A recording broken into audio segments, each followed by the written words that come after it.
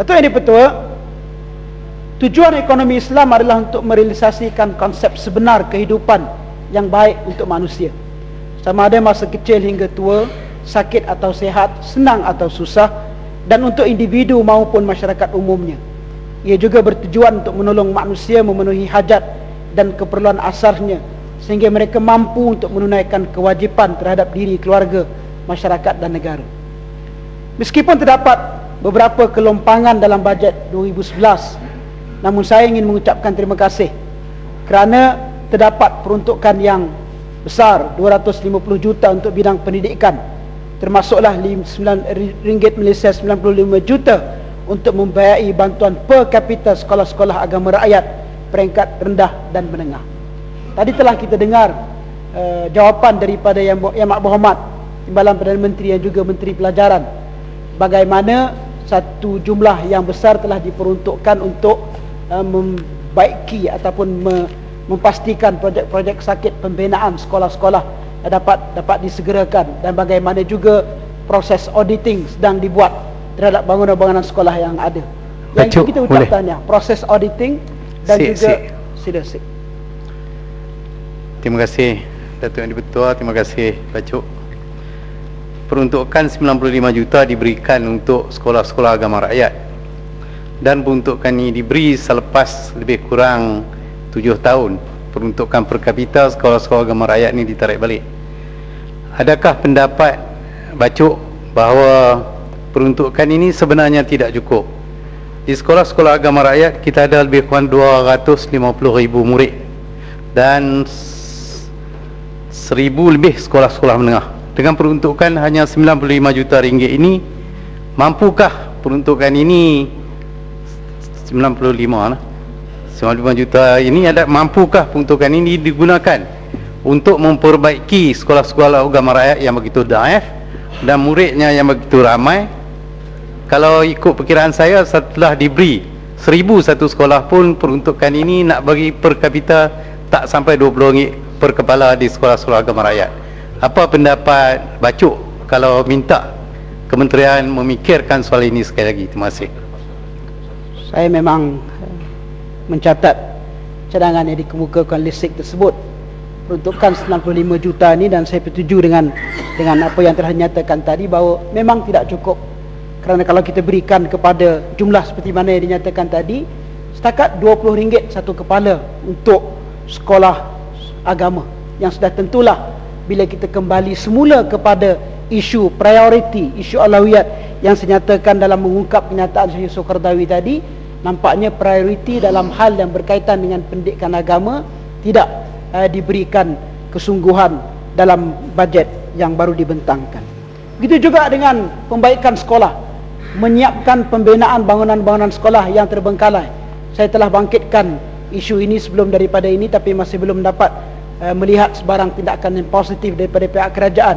Walaupun sekolah itu bukan dalam kawasan parlimen saya, tetapi dia duduk dalam tempat saya tinggal di kawasan itu, iaitu sekolah pembinaan ataupun penyiapan pembinaan sekolah menengah Bandar Seri Putera di dalam Parlimen Serdang di Bangi sana, yang masih sampai sekarang belum siap, yang mengakibatkan begitu ramai sekali jumlah penduduk yang memerlukan kepada pembinaan bangunan ini disiapkan segera, terpaksa menghantar anak mereka ke Bandar Baru Bangi, ke Nilai dan sebagainya, dan ini perlu saya rasa disegerakan.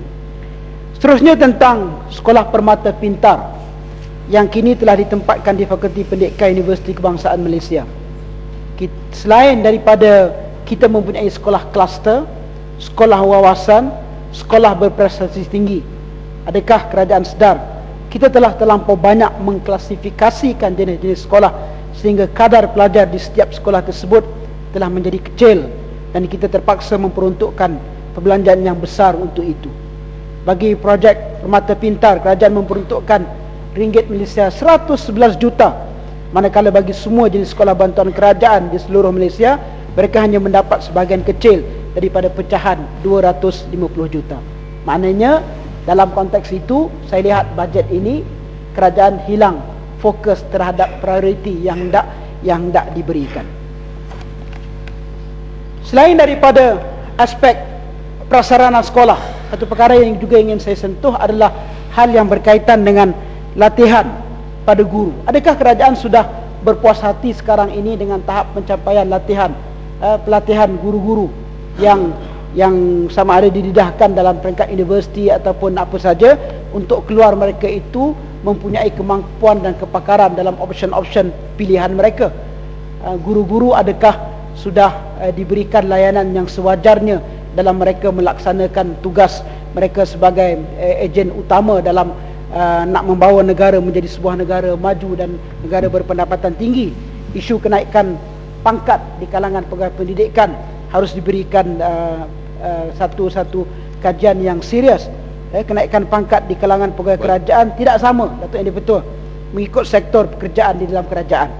Umpamanya seorang pegawai kerajaan di Jabatan Peguam Negara contohnya boleh mencapai L48 dalam tempoh 5 ataupun 6 tahun saja, berbanding dengan guru-guru di Kementerian Pelajaran hanya akan mencapai DG 48 setelah 10 tahun berkhidmat. Ini adalah ketidakadilan kepada Arau bangun. Sila. Terima kasih Tuan Yang Betul dan terima kasih Yang Muhammad.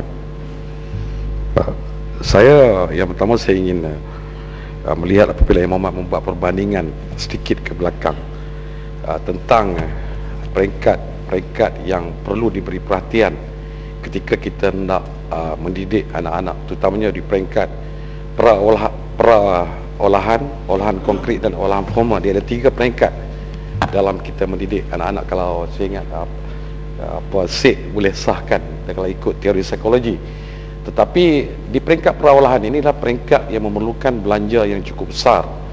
Saya ingin berkongsi pengalaman dengan Bacuk. Kalau sekiranya di peringkat perawalahan ini dia memerlukan perkara-perkara yang cukup kritikal ataupun critical path yang memerlukan banyak instrumen dalam membuat pengembangan minda dan sebagainya untuk membolehkan kita mengenal pasti inner potential ataupun potensi dalaman yang lebih berkesan dalam kita membentuk anak-anak. Dan yang kedua, apabila Bacuk bangkitkan soal kaki tangan, saya bersetuju dengan Bacuk. Cuma saya nak sentuh di sini tidak diberi perhatian kepada satu lagi perkhidmatan tertutup, itu bagi JAKIM, yang saya rasa juga perlu diberi perhatian di segi kenaikan pangkat, kerana mereka ini setingkat kaki-tangan agama di JAKIM dan Jabatan Agama Negeri. Banyak mereka berada dalam status kontrak yang sebenarnya memerlukan pembelaan daripada kerajaan dari segi sumbangan yang telah mereka berikan kepada negara kita. Pandangan Bacuk. Terima kasih rakan saya Muhammad Arau. Saya fokuskan tadi dalam alam pendidikan, kerana alam pendidikan ini termaktub dalam laporan ekonomi yang diberikan kepada kita, Datuk Yang Di-Pertua, muka surat 18. Laporan ekonomi sendiri menyebut tentang kegagalan sistem pendidikan kita. Dinyatakan dengan jelas muka surat 18, di samping itu sistem pendidikan kita tidak menghasilkan kepakaran dan kemahiran yang memenuhi permintaan industri. Ini satu statement yang saya ambil untuk saya baca pada perbahasan ini, untuk menunjukkan bahawa sesuatu perlu dibuat terhadap sistem pendidikan kita. Bukan hanya dalam hal yang berkaitan dengan prasarana bangunan, auditing bangunan yang sedia ada. Mudah-mudahan dengan auditing ini tidak akan berulang kejadian seperti mana yang berlaku di sekolah rendah ke sekolah menengah di Gunung Kedah baru ini, kan Tuan Datuk Yang Di-Pertua. Jadi pendidikan harus diberikan satu prioriti dan satu tumpuan yang cukup serius dalam rangka kita nak menuju sebuah negara maju, sebuah negara berpendapatan tinggi seperti mana yang dicita-citakan di dalam pembentangan bajet ini. Dan merujuk kembali kepada apa yang disebut oleh Yang Muhammad Arau tadi, hal yang berkaitan tentang treatment layanan yang diberikan pada pegawai kerajaan, saya tumpukan tadi kepada guru.